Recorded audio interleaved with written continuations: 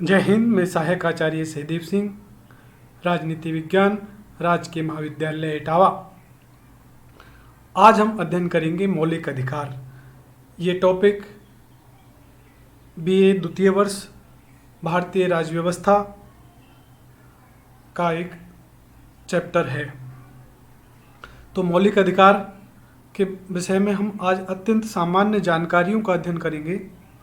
तो सबसे पहले मौलिक अधिकार हमारे देश के संविधान में अमेरिकी संविधान से प्रभावित हैं, क्योंकि सबसे पहले अमेरिका के संविधान में ही मौलिक अधिकारों को जोड़ा गया था। वहाँ पहले 10 संशोधनों के माध्यम से अमेरिका के संविधान में मौलिक अधिकारों का समावेश किया गया था। अमेरिकी संविधान में जो मौलिक अधिकार दिए गए हैं वो निरपेक्ष हैं, यानी उस पर किसी प्रकार का कोई प्रतिबंध नहीं है, जबकि हमारे संविधान में जो मौलिक अधिकारों का वर्णन है वो निरपेक्ष नहीं है, वो सापेक्ष हैं।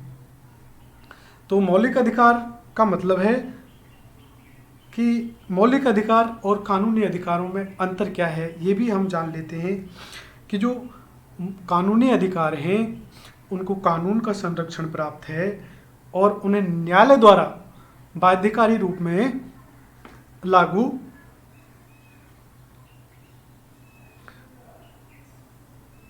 होते हैं।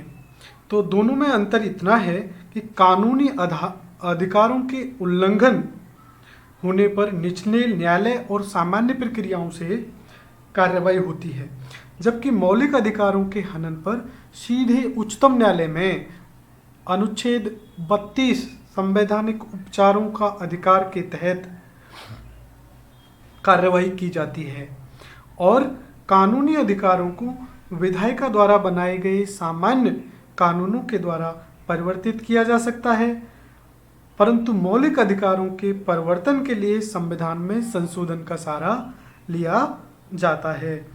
सभी कानूनी अधिकारों का पूर्णतः समापन किया जा सकता है, अंशतः समापन किया जा सकता है,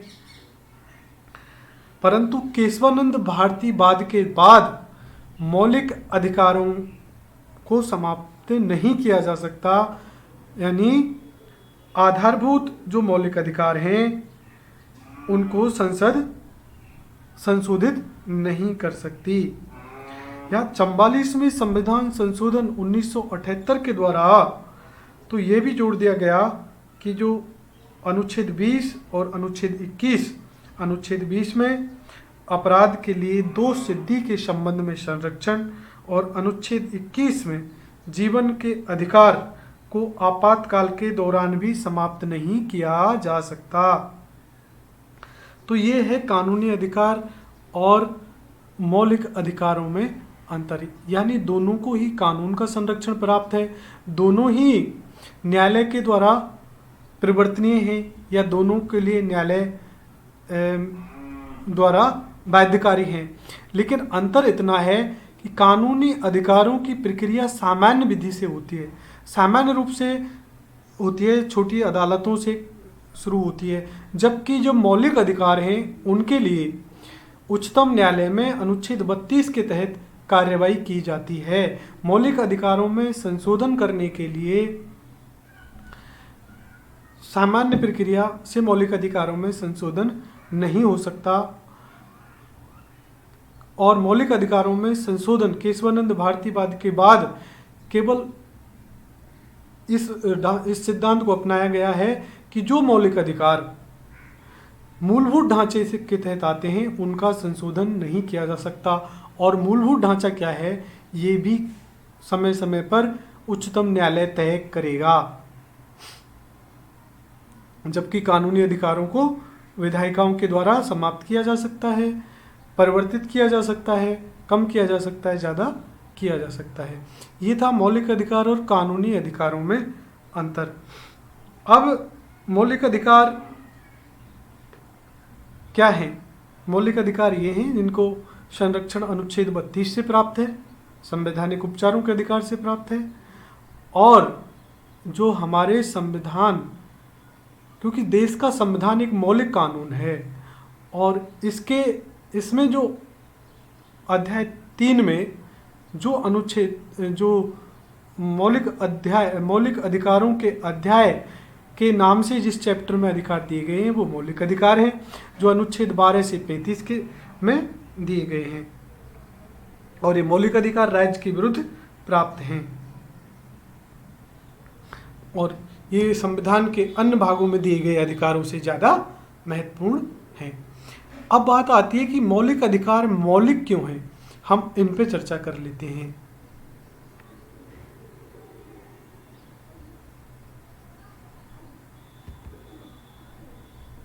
देखिए, मौलिक अधिकारों को मौलिक कहा जाता है क्योंकि संविधान को देश का मौलिक कानून कहा जाता है और भारतीय संविधान के तीसरे खंड में जो अधिकार समाविष्ट हैं उन्हें मौलिक अधिकार कहा जाता है।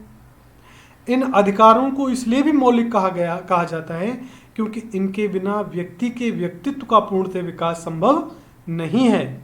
मौलिक अधिकार व्यक्ति की सर्वोच्चता को प्रमाणित करते हैं क्योंकि ये सरकार या राज्य के द्वारा नहीं दिए गए हैं बल्कि संविधान के द्वारा दिए गए हैं। और राज्य विधि निर्माण की सर्वोच्च संस्था है, अतः राज्य के द्वारा निर्मित विधि से मूल अधिकारों को नहीं छीना जा सकता। ग्रेनविल ऑस्टिन ने कहा है कि मूल अधिकार व निदेशक तत्व संविधान की अंतर आत्मा है। तो मौलिक अधिकार मौलिक क्यों है? क्योंकि ये देश के मौलिक कानून में दिए हुए हैं और इनको इसलिए मौलिक कहा जाता है कि इनके बिना व्यक्ति के व्यक्तित्व का पूर्णतः विकास नहीं होता और ये व्यक्ति की सर्वोच्चता को प्रमाणित करते हैं। देखिए, राज्य क्या है? राज्य एक सर्वोच्च संस्था है कानून बनाने की, कानून लागू करने की और देसी भाषा में कहें तो मारपीट की सर्वोच्च संस्था है। लेकिन उसके ऊपर भी व्यक्ति को अधिकार दिए गए हैं, यानी राज्य के विरुद्ध व्यक्ति को अधिकार दिए गए हैं और ये अधिकार राज्य के द्वारा नहीं बल्कि संविधान के द्वारा दिए गए हैं। और राज्य विधि निर्माण की सर्वोच्च संस्था है और राज्य के द्वारा निर्मित विधि से मूल अधिकारों को नहीं छीना जा सकता, इसलिए ये मौलिक अधिकार मौलिक कहलाते हैं।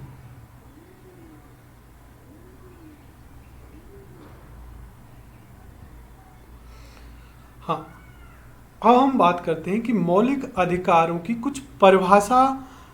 मौलिक अधिकार कहाँ राज्य के विरुद्ध, बार बार कहा जा रहा है कि राज्य के विरुद्ध दिए गए हैं, इसलिए अनुच्छेद 12 में राज्य को परिभाषित किया गया है कि राज्य में क्या क्या आता है। आइए देखते हैं कि राज्य में क्या क्या आता है। राज्य का मतलब है भारत की सरकार एवं संसद। राज्य का मतलब है प्रत्येक राज्यों की सरकार एवं वहाँ की विधायिकाएं। राज्य का मतलब है सभी प्रकार के स्थानीय शासन और राज्य का मतलब है सभी अन्य संस्थाएं। ये राज्य की परिभाषा में आती हैं। अब आता है कि राज्य ऐसी कोई विधि नहीं बना सकता जो मौलिक अधिकारों को छीनती हो। तो यहाँ पर विधि को परिभाषित किया गया है। कहाँ विधि को परिभाषित किया गया है? अनुच्छेद 13 में विधि की परिभाषा दी गई है। तो विधि दो प्रकार की, कौन कौन सी? कि एक तो वो विधि जो संविधान के निर्माण से पहले की विधि है, यानी हमारा संविधान कब बना था? 26 जनवरी 1950 से पहले की जो विधियाँ हैं उनको संविधान पूर्व की विधियाँ कहा जाता है। और बाद की जो विधियाँ हैं यानी लॉ बाय पार्लियामेंट यानी स्टैट्यूटरी बॉडी कानून, जो संसद के द्वारा बनाई गई विधियों से मौलिक अधिकारों को नहीं छीना जा सकता। ये दो बात अनुच्छेद 13(1) और 13(2) में कही गई हैं। पूर्व संवैधानिक विधियों और मौलिक अधिकारों में अगर टकराव होता है तो क्या होगा कि टकराव होगा तो मौलिक अधिकार पूर्व संवैधानिक विधियों को ढक लेंगे जिस सीमा तक वो मौलिक अधिकारों का उल्लंघन करती हैं, उस सीमा तक। और इसी को न्यायपालिका ने आच्छादन का सिद्धांत भी कहा है। और जब संसद के द्वारा कोई कानून बनाया जाएगा, अनुच्छेद 13(2) में कहा गया है कि law made by the parliament, अगर संसद के द्वारा बनाए गए कानून का और मौलिक अधिकारों से टकराव होगा तो संसद के द्वारा बनाई गई विधि अमान्य घोषित कर दी जाएगी। और यदि बनाई गई विधि का कोई हिस्सा, पूरी विधि नहीं, अगर उसका कोई हिस्सा मौलिक अधिकारों से टकराता है तो उसका वो बनाई गई विधि के उस हिस्से को अलग कर दिया जाएगा, निष्क्रिय कर दिया जाएगा। इसी को न्यायपालिका ने पृथक्करण के सिद्धांत कहा। अब आगे अनुच्छेद 13(3) में विधि की परिभाषा दी गई है कि विधि में क्या है और क्या नहीं है। तो विधि का मतलब है अध्यादेश, आदेश, नियम, उपनियम, विनियम, प्रथा, परंपरा, अधिसूचना। ये 8 प्रकार की जो चीजें हैं विधि में आती हैं और इनके अलावा जो है वो विधि में नहीं है। इसलिए इसी बात को स्पष्ट करने के लिए 24वां संविधान संशोधन किया गया और अनुच्छेद 13(4) को जोड़ा गया, जिसमें कहा गया कि संविधान संशोधन विधि से पृथक है। यानी संविधान संशोधन विधि की परिभाषा में नहीं आता। क्या कहा गया है कि राज्य ऐसी कोई विधि नहीं बना सकता जो मौलिक अधिकारों का उल्लंघन करती हो। फिर विधि को परिभाषित किया गया है कि विधि में ये हैं। अब इनमें कहीं भी संविधान संशोधन लिखा हुआ नहीं है, इसलिए इसी को स्पष्ट करने के लिए संविधान संशोधन विधि से पृथक है, ये बात जोड़ी गई। और इसकी विस्तार से चर्चा हम अगले मौलिक अध्यायों के अगले चैप्टर में करेंगे। अब देखते हैं कि हमारे संविधान में दिए गए मौलिक अधिकारों की प्रकृति क्या है। तो मौलिक अधिकार सकारात्मक एवं नकारात्मक दोनों प्रकार के हैं। जो सकारात्मक मौलिक अधिकार हैं वे राज्य को कुछ करने पर बल प्रदान करते हैं, यानी राज्य जनता के लिए कुछ करे। और जब नकारात्मक मौलिक अधिकार हैं राज्य पर कुछ प्रतिबंध लगाते हैं। ये प्रतिबंध व्यक्ति के लिए भी हैं। और मौलिक अधिकार निरपेक्ष हैं, निरपेक्ष नहीं है। कहने का मतलब मौलिक अधिकार निरपेक्ष नहीं है बल्कि सापेक्ष है। मौलिक अधिकारों पर प्रतिबंध हैं। तो मौलिक अधिकार लेकिन अनुच्छेद 17 और 24 के अपवाद को छोड़कर, क्योंकि 17 और 24 निरपेक्ष हैं और मौलिक अधिकार स्वयं सक्रिय हैं, अर्थात उन्हें चलायमान करने के लिए विधि की आवश्यकता नहीं होती। कुछ मौलिक अधिकार स्वयं सक्रिय हैं, जैसे समानता का अधिकार और स्वतंत्रता का अधिकार, जबकि कुछ अधिकार चलाने के लिए विधि की आवश्यकता होती है, जैसे अनुच्छेद 17 और अनुच्छेद 23। इनको चलाने के लिए, चलायमान करने के लिए संसद के द्वारा विधि बनाई जाती है। तो ये हमारे मौलिक अधिकारों की प्रकृति थी। तो मौलिक अधिकारों पर विस्तार से चर्चा करने से पूर्व हमने ये जाना कि मौलिक अधिकार क्या हैं, मौलिक क्यों हैं, मौलिक क्यों हैं। हालांकि एक नैतिक पहलू है कि अधिकार किसे कहते हैं। अधिकार का कहने का मतलब है अधिकार वे परिस्थिति हैं और व्यक्ति के वे दावे हैं जिनके बिना वो अपने पूर्ण विकास नहीं कर सकता और उन दावों को राज्य के द्वारा लागू किया जाता है। ये व्यक्ति के दावे हैं। अब कहा जाता है कि अधिकार तो और भी हैं, संविधान में भी और अधिकार हैं और तमाम अधिकार हैं, लेकिन हमारे तो मौलिक अधिकारों में केवल हमारे संविधान में 6 मौलिक अधिकारों का वर्णन है। तो यही मौलिक क्यों है? क्योंकि ये व्यक्ति के व्यक्तित्व के विकास के लिए कुछ ज़्यादा महत्वपूर्ण है, इसलिए हमारे संविधान निर्माताओं ने इनको चुना। जब मौलिक अधिकार और संविधान सभा में मौलिक अधिकारों की चर्चा हो रही थी तो ये सर्वाधिक विवादास्पद मामला था, क्योंकि हमारे देश के संविधान का 70% हिस्सा भारत शासन अधिनियम 1935 से लिया गया है, परंतु मौलिक अधिकार भारत शासन अधिनियम 1935 में वर्णित नहीं थे। इसलिए मौलिक अधिकार अलग से जोड़े गए और मौलिक अधिकार अमेरिकी संविधान से प्रभावित हैं, क्योंकि सर्वप्रथम लोकतांत्रिक देशों में मौलिक अधिकार अमेरिकी संविधान में जोड़े गए थे। इसलिए तो और मौलिक अधिकारों पर बहुत कमेटियां बनी, बहुत बहसें हुई, उसके बाद संविधान सभा ने मौलिक अधिकारों को बनाया। तो ये था मौलिक अधिकार। और मौलिक अधिकारों में हमने पढ़ा राज्य में क्या है, राज्य और मौलिक अधिकार और विधि, ये अनुच्छेद 12, अनुच्छेद 13 जो मौलिक अधिकारों को शुरू करने से पहले हमने पढ़े। और मौलिक अधिकार कितने हैं? मूल संविधान में मौलिक अधिकार 7 थे।